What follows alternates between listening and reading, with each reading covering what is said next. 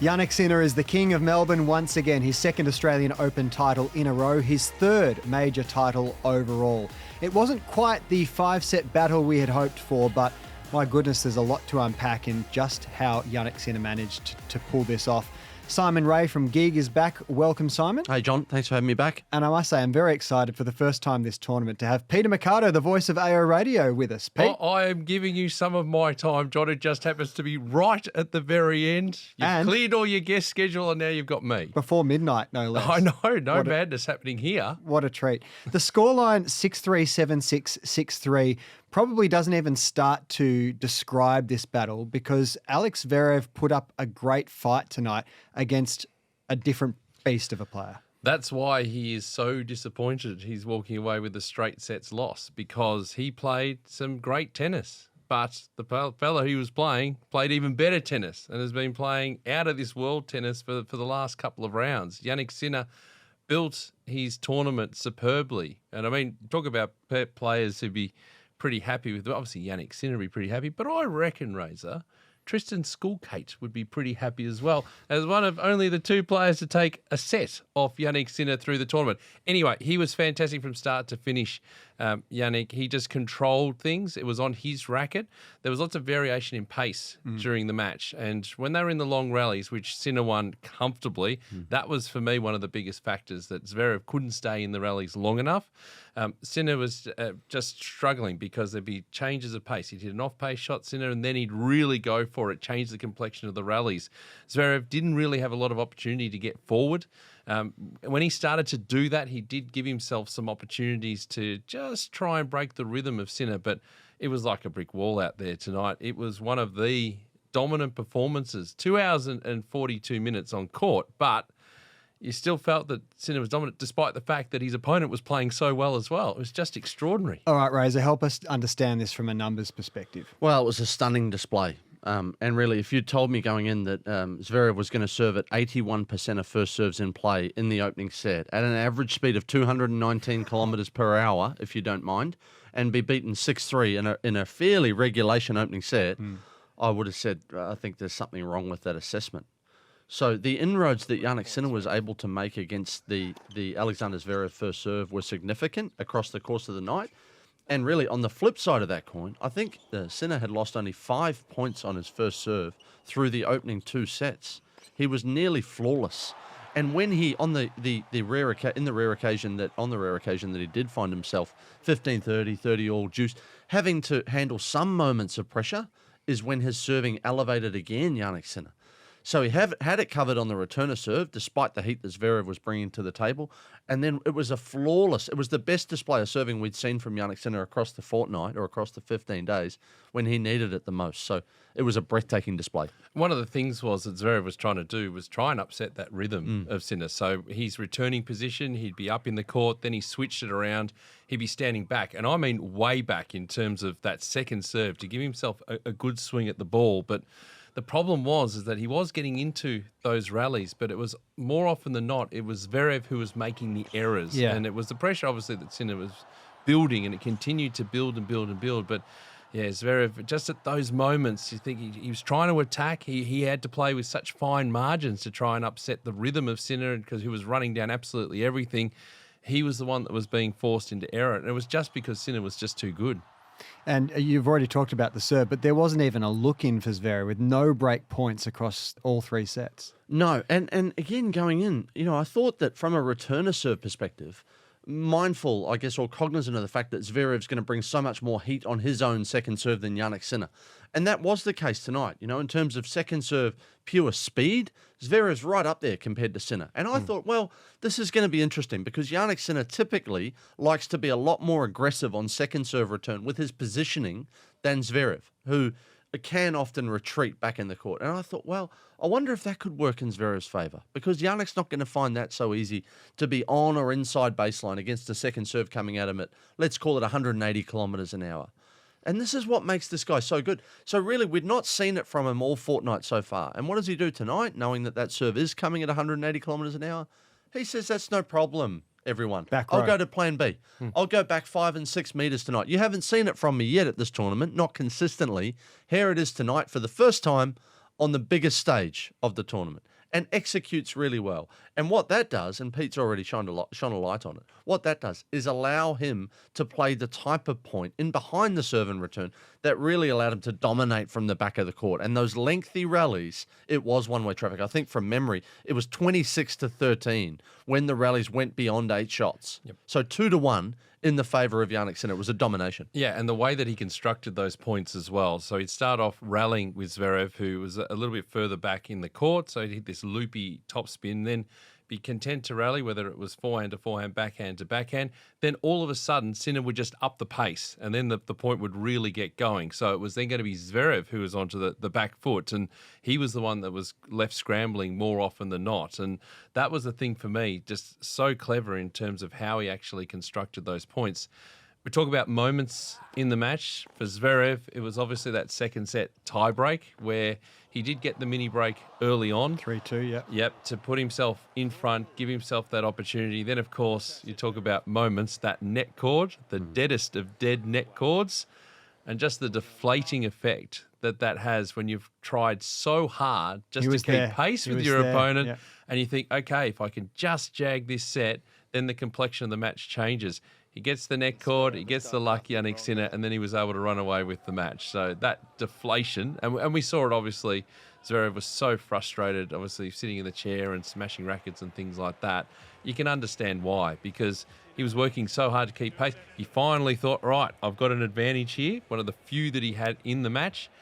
But unfortunately, luck and obviously Jannik Sinner meant he couldn't continue on. Well, let's hear now from the runner-up, first of all, Alex Zverev, following his loss tonight. I'm doing everything I can. I'm working as hard as I ever did. I think I'm doing all the right things off court. I think I'm practicing the right things. But I lost in straight sets today, so those are facts. That is a fact. I lost to Jannik in straight sets today, so, I don't want to end my career as the best player of all time to never win a Grand Slam, that's for sure. And I'll keep doing everything I can to lift one of those trophies. Not the end of the road for Alex Zverev. He's still there and thereabouts. Simon, is it just a matter of finding versatility like we saw from Jannik Sinner when the moments come and he needs to change it up a bit? Well, again, I thought that the intent from the Zverev camp tonight was correct insofar as it didn't look like he was going to win those lengthy baseline exchanges and was maybe going to play into Sinner's hands in trying to do so. So he did look to get forward. I think he got forward tonight, off the top of my head, 26 times and won just over 50% of those points, which was not enough. But some of those misses, some of the execution that was below where it needed to be were in some pivotal moments of this contest. And I think that's the discussion point, isn't it? Because is it a plan that it might be the right plan, but is it absolutely committed to from the athlete or believed in from the athlete versus maybe the plan that's perhaps not as well thought through, but the conviction behind that plan is complete, is resolute. And I think that's the discussion point. So into the medium term, I think you're right, John.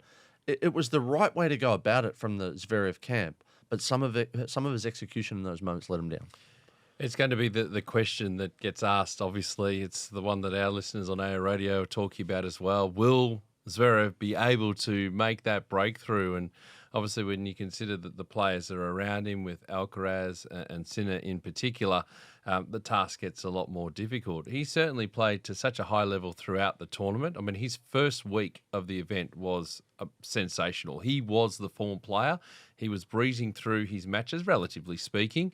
And then obviously the degree of difficulty started to increase from there. So he can take plenty from this. Obviously the disappointment will continue to fuel him on and drive him on. He's a finalist at Roland Garros last year, so there's nothing to say that he can't get back to the top. It's just that extra hurdle that has felled so many players over the years. And obviously he's also a player that wants to get it done sooner rather than later, considering the next generation who we've had a glimpse of here at AO 2025 to see what they can do. He wants to get one in the bag now. Now pressure at both ends of this age spectrum. So where does this leave Sinner then? Now 3 hardcourt titles and he's 23 years of age. Clearly he's the new king of the hardcourt. So you'd put him down for US Open favourite. What other slams can you see him going the distance at in 2025? Well, I'd probably ask you and Peter, what other slams can we not see him going all the way at? I think he goes straight to the top of my reckoning when I think about Roland Garros being the next cab off the rank, and he can win Wimbledon too. He can do it all, this guy. His ceiling's untapped. Calendar slam in the making? Possibly, yeah. Wimbledon is probably more likely than Roland Garros, I'd say. I mean, obviously, if he's dominating and steamrolling his way through, but he won that grass court title last year in Halle, so he sort of, now he's away. He's got one of those on grass, and obviously to be a contender, he's obviously got enormous belief in himself. And if it's that thing of building the momentum. It's such a long season. Obviously, anything can happen. But, yeah, he's certainly installing himself. I would say for Wimbledon, and I'd say probably more Alcaraz for Roland Garros at the moment. Obviously, it's January and there's still a long way to go.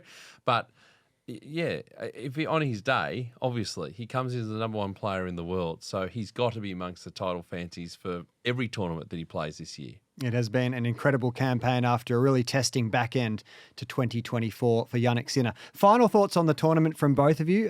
Simon, so many highlights.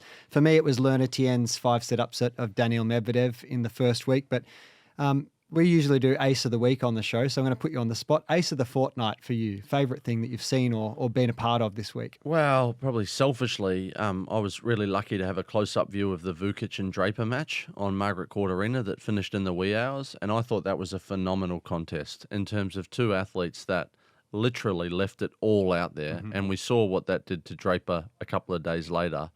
Potentially finished or ruined his campaign. But what a competitor he was to somehow find a way to prevail. And I thought Alex Vukic did Australia proud that night as well. So that was one that leaps to the top of my page. Beautiful. And you, Pete? As always, John, when we do the podcast, I always pick more than one. So it's a fortnight I should get 2 because it was 2 weeks. Have a double ace. I will. Thank you. Madison Keys, Iga Swiatek, what a match that was from start to finish. Fantastic tennis. And congratulations to Maddie for winning that title, her maiden major title, finally got there. And then Joao Fonseca, my goodness, to talk about the next generation of players coming through, dismantling Andrei Rublev and then building his tournament as he went along. But even then, this is turning into 4 or 5, but the fans, obviously we had over 1.2 million, a new record here, but just so many countries represented. So Fonseca, the Brazilian fans were out and about. We had Lebanese fans for the first time coming in and celebrating their player who made it through and started making history. There was obviously the Aussie fans were out in force, but most countries were represented. Even the Finnish fans for the men's doubles final were here too. So it's great to see that this is truly an international event, and we've had great action. The site has looked fantastic right from start to finish, and the vibe's been positive. So it's been a wonderful couple of weeks. Wonderful. Well, thank you for your insights tonight, Pete, and a wonderful campaign from the AO Radio team under your tutelage. That's the ultimate highlight, John. And also to your gig team, the insights on this program have been terrific, first class. Thank you, Simon. Thanks, John. Thanks for a great fortnight. Let's leave the final word to our men's champion for 2025, Jannik Sinner. What kind of champion do you want to be in people's eyes? I want to be just a humble person, to be honest. I mean, I always remind myself where I'm from, and I'm from a small house in a small village with, an amazing family, which I was very, very lucky to have, and I still have, and that's it. I believe we are people who are very good in what we do, and so we are automatically also the inspiration for younger people. But that's it. No, we are not changing the world or whatever. So why change ourselves with success? Who do you dedicate this trophy to? To all the people who are close to me, to all the people who I really love, and these kind of people, they know who I love, and also a bit to myself, because I was in a very difficult situation during this tournament. Also before tournament, so I'm very happy how I handled, but obviously without the people around me it's impossible.